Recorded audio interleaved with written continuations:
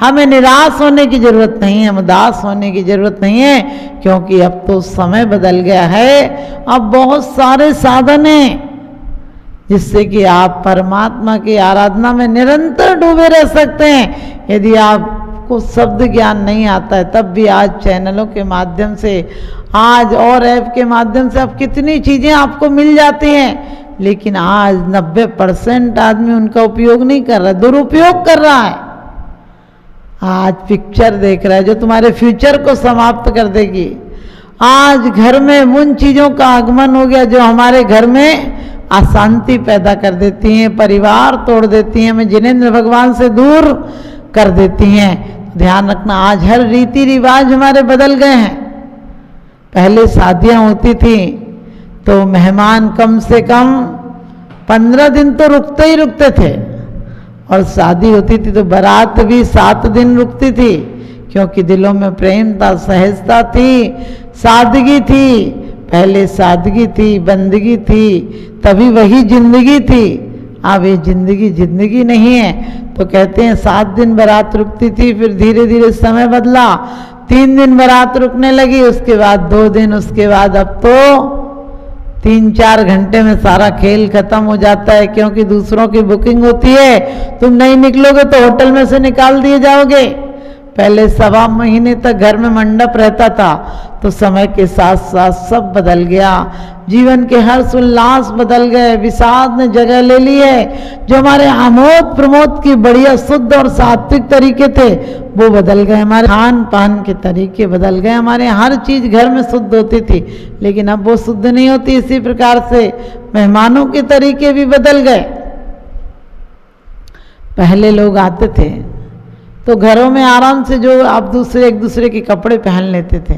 पहले लोग घरों में आते थे, आनंद से रहते थे, कोई आता था तो खुशी होती थी। अब कोई आए तो दुख और होता है कि 1000-2000 का नाश्ता लगा और उसके बाद भी देते टाइम जाते टाइम उसे कोई गिफ्ट दो, फिर भी एहसान नहीं होता, वो बुराई लेकर जाता है, क्योंकि पंचम काल का आदमी है। इसकी दृष्टि सिर्फ बुराइयों पर जाती है, बुराइयों को बड़े शौक से एकत्रित करता है। देखना, प्रवचन हॉल में तुम्हें नींद आ जाएगी, लेकिन किसी की निंदा हो रही होगी तो नींद नहीं आएगी। इसी प्रकार से एक शादी में सभी लोग आए, शादी के बाद सब लोग तो चले गए, लेकिन एक रिश्तेदार रुक गया। एक दिन पत्नी ने कहा, जी देखो 15 दिन हो गए वो गया नहीं। पति बोला, मैं उससे कुछ कह नहीं सकता हूँ, क्योंकि वो घर का जमाई है। जमाई किसे कहते हैं? जिसे जमा जमा कर कमाई देते रहो और वो ले जाए, उसे दे दो जमी जमाई कमाई, उसे जमाई कहते हैं। उसे दमांद भी कहते हैं, दम से आखिरी दम तक जो आमंद को तैयार रहता है उसे दमांद कहते हैं। उसने कहा घर का दमांद, उसे कुछ कह नहीं सकता हूँ। उसके बाद पत्नी बोली, अजी मुझसे रोज रोज रोटी नहीं बनती, मैंने साफ बोल दिया आज मैं खाना नहीं बनाऊंगी। पति बोला, ऐसे तो अच्छा नहीं लगता, उससे कुछ कहा थोड़ी जा सकता है। बोली, मैं एक रास्ता बताती हूँ, उसे अपनाना, वो काम हो जाएगा। बोले क्या? बोले कल सुबह मैं खाना बनाने नहीं उठूंगी। पति ने कहा फिर क्या होगा? बोले तुम मुझ पर चिल्लाना, फिर मैं तुमसे बहस लगाऊंगी, फिर तुम मुझे डांटना, फिर मैं और बहस लगाऊंगी, फिर तुम मुझसे कहना कि बताऊं क्या, पीट दूंगा। मैं कहूंगी पीटने की हिम्मत है तो हाथ लगा कर दिखाओ। फिर तुम झूठे झूठे डंडा उठाकर मारना, लेकिन मुझे नहीं लगना चाहिए, सारे डंडे पलंग को लगना चाहिए। और आपको पता है पति किसी से डरे या नहीं डरे, अपनी पत्नी से बहुत डरता है। उसने कह दिया ठीक है। दूसरे दिन ऐसा ही हुआ, सुबह पति ने कहा कि भाग्यवान उठ जा, इतनी देर हो गई, 8 बज गए। बोली मेरा तो सिर दुखता। सिर दर्द और पेट दर्द ऐसा होता है, सिर दर्द और पेट दर्द ऐसा होता है कि दिखाई नहीं पड़ता है। तो वो भी बोली मेरा तो पेट दर्द होता है, मैं नहीं उठूंगी। पति ने कहा उठती कि नहीं, मेहमान आए हैं। बोले आने दो, तो 15 दिन से ही हैं। पति बोला प्लान के अनुसार, बोला कि तू ऐसे बोलती है तो बताऊं क्या? उसने कहा बताओ चाहे कुछ करो। उसने कहा रोटी तो बना दे कम से कम। बोले नहीं बनाऊंगी। पति ने फिर कहा कि ज़्यादा बोलती है। बोली हाँ खूब बोलूंगी। पति बोला पीट के रख दूंगा। बोली हिम्मत है तो पीट के दिखाओ। पति ने तो डंडा उठाया और मारने लगा पलंग में। पत्नी रोने लगी, बोली हाय राम, पिटवा के रख दिया। मेहमान यहीं आकर पड़े रहते हैं, अपने घर नहीं जाते, मेरे घर में कलेश करवा रखा, मुझे पिटवा दिया, मुझे गुस्सा आ गया तो मैंने पीट पाट के रख दूंगी।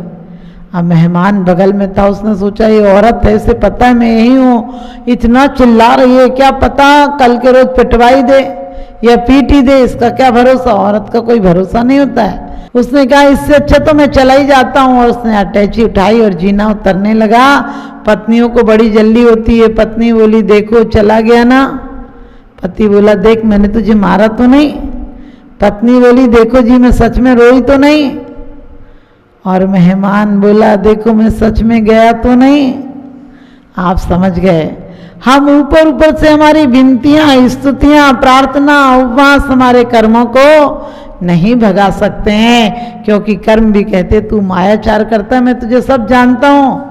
तू मार्केट में कैसा रहता है और मंदिर में कैसा रहता है। मंदिर में भगला भगत रहता है, मंदिर में भी तेरा मार्केट चलता है, मैं तेरे सब काम जानता हूं। तू लाख गिड़गिड़ाना, लाख आंसू बहाना, तेरे मगरमच्छ के झूठे आंसू हैं, ये मुझे पिघला नहीं सकते हैं, क्योंकि मैं तो बिल्कुल वफादार साहूकार हूं। एक एक पैसे का लिखा पढ़ी करके रखता हूं, और जब होता है तब तुझे दे देता हूं। तेरा से यदि तू आश्रव करता है, पाप आश्रव करता है, तो ब्याज से तेरी जिंदगी वापस ले लेता हूं, यानी अगले बार तुझे ऐसी जिंदगी कभी नहीं दूंगा। इसलिए कोशिश करना है कि हमें ये नहीं सोचना है कि हम तो नर्वस होकर बैठे रहें, नहीं, हम अपने आने वाले जिनसे आश्रव होता है, आश्रव दुखी कार्य घनेरे, बुद्धिवंते तेने निर्वेरे का आश्रव दुख कार्य घनेरे। आश्रमों के माध्यम से हम कर्म बांधते हैं, और बांधने के बाद फिर वो फल देते हैं, और फल देने के टाइम हम भूल जाते हैं, और पुनः उसमें आर्तरोध परिणाम करते हैं, पुनः संक्लेश करते हैं, पुनः पाप विचार करते हैं, रोते हैं धोते हैं, इससे पुनः अशुभ बांध लेते हैं। और ये श्रृंखला कभी टूटती नहीं है, बल्कि बढ़ती जाती है। कर्मों की कड़ी ऐसी है, कभी समाप्त नहीं होती है, तो खिंचती जाती है रबड़ की तरह।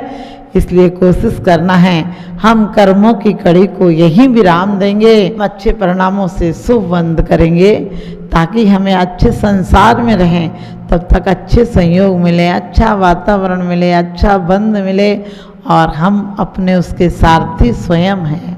हम अपने कर्मों के सारथी स्वयं है। ये देह तो एक रथ है, इस पर बैठाकर हमें आत्मा को कहाँ की सैर कराना है, शमशान ले जाना है, निर्वाण ले जाना है, मोक्ष ले जाना है, या मरघट ले जाना है, कहाँ ले जाना है इस आत्मा को, वो हमारे ऊपर तय करता है कि हमने कहाँ की टिकट कटा रखी है, हमें कहाँ जाना है। तो आज का यही आप सूत्र याद रखना कि हमें कभी नर्वस नहीं होना है, हमें उत्साह के साथ, समता के साथ, बुद्धिपूर्वक अपने कर्मों के फल पर ध्यान देना है। क्योंकि माना मेरा अतीत कैसा भी था, भविष्य मेरा वही होगा जो वर्तमान है, तो हम वर्तमान को सुंदर बनाएंगे, हम वर्तमान को वर्धमानमय बनाएंगे, तो एक दिन हम भी वर्धमान बन जाएंगे, हम कर्मों को काटकर मोक्ष जाएंगे। क्योंकि हमारे आचार्यों ने सबसे पहली कसाय क्रोध रखी है। क्रोध हमेशा आता है, क्रोध संसार में प्राणियों को आता है, और क्रोध हमेशा लोग सोचते हैं हम गुस्सा किसी पर कर देंगे तो शायद परिवारों में कोई हमसे झुक जाएगा, लेकिन क्रोध से कोई झुकता नहीं है। क्योंकि कबीर जी भी कहते हैं कि जहाँ भय होता है वहाँ प्रीति नहीं होती है, और जो क्रोध करते हैं उन अधिकांश उनको देखा जाता है कि उनके घर में लोग डरते हैं उनसे। डरते का मतलब उनका रुतबा नहीं है, उनके लोग बस में नहीं है, उन्हें मजबूरी में उनका सामना नहीं करने का मन करता है, इसलिए नहीं आते हैं। आपने देखा होगा, कहते हैं क्रोधी व्यक्ति वो होता है जो हमेशा छोटी छोटी बातों पर क्रोध कर लेता है, वो खतरनाक नहीं होता है, लेकिन जो क्रोध को दबा दबा कर रखता है, क्रोध को जबरन दबाता है, क्रोध को प्रेम में परिवर्तित करने की कला नहीं जानता है। जो क्रोध को कैसे प्रेम में बदला जाए, लोग कहते हैं क्रोध को छोड़ो छोड़ो, मैंने कहा क्रोध को मत छोड़ो। कैसे छोड़ोगे? क्रोध छूटने से छूटता है क्या? हाँ, प्रेम इतना करो कि क्रोध को आने का समय नहीं मिले। क्रोध को एक भी दरवाजा खुला नहीं छोड़ो, जबकि आदमी क्रोध के लिए हर दरवाजा खुला छोड़ता है। दुकान पर हो, घर में हो, पत्नी पर हो, हर जगह क्रोध करता है। क्योंकि आदमी बाहर तो थोड़ा ठंडा हो लेता है, घर में तो बिल्कुल क्या ज्वालामुखी होकर आता है। सोच कर देखो क्यों आता है। जिस परिवार में हर लोग दिक्कत में, हर लोग टेंशन में है, उसमें भी हो सकता है कि जिस पल में हम झगड़ रहे हैं उसी प्रेम से, उसी पल में, जिस पल में हम झगड़ा कर रहे हैं घर में, उसी पल में प्रेम से, शांति से उस समस्या का समाधान किया जा सकता है। लोग कहते हैं समस्याएं इतनी है तो क्रोध तो आएगा। ध्यान रखना, क्रोध आता नहीं, क्रोध को हम लाते हैं। हमारे पार्श्वनाथ भगवान के सामने मुनि अवस्था में कितने प्रसंग मिले उन्हें क्रोध के। क्या वो चाहते तो एक हाथ में अलग नहीं कर देते कमठ को, लेकिन वो जानते हैं कि इसकी परिणति इसमें है, मुझे अपनी परिणति से बाहर नहीं जाना है। क्योंकि महापुरुषों को क्रोध नहीं आता, और यदि क्रोध आ जाए तो कह दिया मुनि तक को भस्म कर देता है, मुनि तक के विनाश का कारण बन जाता है। क्रोध स्वपर घातक होता है, स्वयं का भी घात करता है और पर का भी घात करता है। आपने अपराधियों को देखा होगा, अपराधी क्या कहते हैं, क्रोध के वश में हो गया। ऐसा क्रोध के वश में घरों में झगड़ा होता है, तो क्रोध के कारण पत्नी का सिर फोड़ देता है, टीवी फोड़ देता है, फिर पछतावा करता है, फिर बाद में सुधारता है। जब भी देखना घर में ज़्यादा बर्तनों की आवाज़ हो, समझ लेना क्रोध चल रहा होगा। क्योंकि क्रोध में आदमी हमेशा बर्तन पटकता है, बच्चों को मारता है। बच्चा कल भी ऐसे ही मिट्टी में खेल कर आया था, तब उसकी माँ ने कुछ नहीं कहा था, गले से लगा लिया था। लेकिन आज माँ क्रोध में है तो बच्चा खेल कर आया, बच्चे को बेवजह पीट देती है। कोई पूछे क्यों पीट दिया, तो कहते कपड़े गंदे कर कर आ गया। अरे कपड़े तो बच्चे हैं तो गंदे करेंगे, लेकिन तुम बच्चों को क्यों मारते हो? तुम सोचते हो बच्चों को मारेंगे तो बच्चे सुधर जाएंगे, को क्रोध के संस्कार पड़ जाएंगे, वो भी अपनी पूरी लाइफ में क्रोध करेंगे। क्योंकि क्रोध में सिर्फ बाहर से ही दुश्मन पैदा नहीं होते हैं, हम क्रोध में आत्महत्या करते हैं। क्योंकि क्रोध के समय में हमारे शरीर से विषाक्त रसायन निकलते हैं, जो कि हमारी बहुत सारी बीमारियों का कारण रहते हैं। जबकि हम प्रेम में होते हैं तो हमारे शरीर से शुद्ध ऊर्जा, शुद्ध वायु जो भोजन करते हैं वो भी रस युक्त हो जाता है। और प्रेम में होते हैं तो क्रोध आता ही नहीं है। क्रोध भी आता है तो वो बर्फ बन जाता है, क्रोध भी शीतल बन जाता है। क्योंकि क्रोध हमेशा नीच लोगों को आता है और नीचे की तरफ ले जाता है। आपने देखा होगा अफसर को क्रोध आता है तो क्या करता है, चपरासी को डांटता है, और चपरासी को क्रोध आता है तो अपनी पत्नी को डांटता है, पत्नी को क्रोध आता है तो बच्चों को डांटती है, और बच्चे को क्रोध आता है तो बच्चे क्या करते हैं, अपने खिलौने तोड़ देते हैं।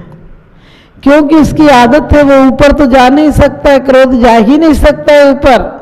यदि क्रोध को ऊपर ले जाना है तो क्रोध पर क्रोध करो कि क्रोध आया क्यों, अपनी भूलों पर पछतावा करो, अपनी भूलों के बारे में निरीक्षण करो। क्रोध से बचना है तो हम सहनशील बने, क्रोध से बचना है तो हम दूसरों की बातों पर ध्यान दें, सहानुभूति रखें। क्रोध से बचना है तो अपनी इच्छाओं को घटाएं, क्रोध से बचना है तो अपने अहंकार को हटाएं, जिसके कारण क्रोध आता है। कहते हैं आमद थोड़ी खर्चा ज़्यादा, लक्षण है मिट जाने का, और शक्ति थोड़ी गुस्सा ज़्यादा, लक्षण है पिट जाने का। किन किन कारणों से गुस्सा आता है? कभी हमारा मन वेद होता है, कभी रुचि वेद होता है, कभी हमारी आसक्ति ज़्यादा होती है, कभी हमें अपेक्षाएं ज़्यादा होती हैं किसी से, और कभी हमारा विवेक की कमी होती है, इसके कारण क्रोध आता है। हमने सोचा था वो मुझे सबसे पहले माला पहनाएगा और उसने पूछा तक नहीं, बताना सच में उसका काम था, उसने किया। तुम्हारा काम क्या था? तुम देखकर प्रोग्राम आ सकते थे, लेकिन तुमने क्या किया? तुमने क्रोध में आकर क्रोध को भी बुला लिया, मान को भी बुला लिया, मायाचारी को भी बुला लिया, लोभ को भी बुला लिया। लोग कहते हमने कहाँ बुलाया? अरे आपने ही तो क्रोध के कारण अहंकार आ गया। अरे मेरे को नहीं बुलाया, मैं वहां गया तो उसने मेरी तरफ देखा तक नहीं। लोग कहेंगे आपसे तो देखा नहीं होगा, कहने लगे अरे कैसे नहीं देखा, मेरी आंख मिली थी, उसको पता नहीं, मुझे कार्ड नहीं देना चाहिए, मैं इतना बड़ा आदमी हूँ। लोमायाचारी भी होगी, उसने देखा नहीं देखा ये उसकी बात है, लेकिन हमने क्रोध कर लिया और लोभ कर लिया। क्यों कर लिया? इस पुद्गल के लिए कि मुझे बुलाता, मुझे पूछता। पूछ की भी अजीब धाक है, इंसानों से ज़्यादा मूछ वालों के पास पूछ की भी अजीब धाक होती है। पूछ वालों से पूछ मूछ वालों पर भी आ जाती है और ये बड़ी परेशान करती है, हर जगह क्रोध दिलाती है। आदमी हमेशा घर में आएगा तो क्रोध करेगा, बच्चों पे रहेगा तो क्रोध करेगा। अपना दिल एक गंदा नाली बना लिया है। सबको हरा भरा रहने दो, ये जीवन का सार है। 2 शब्दों में जीत है भैया, 2 शब्दों में हार है। सबको हरा भरा रहने, तुम भी खुश रहो, दूसरों को भी खुशी रहने दो। लेकिन आदमी ऐसा करता नहीं है, जितना हो सके सताता है किसी को, जबकि सताने से क्या मिलता है?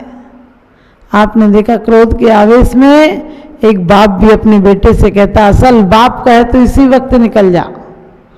माँ भी क्रोध में आकर बच्चों को क्या क्या कह जाती है।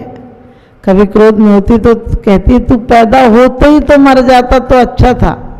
लेकिन आपने सोचा माँ बच्चे को नहीं मारना चाहती है, लेकिन बच्चे के अंदर जो दुर्गुण है उनको मारने के लिए अपने आप में, अपने वचनों पर, अपने काया पर संयम नहीं रख पाती है और बच्चों को ऐसी बद्दुआएं दे देती है।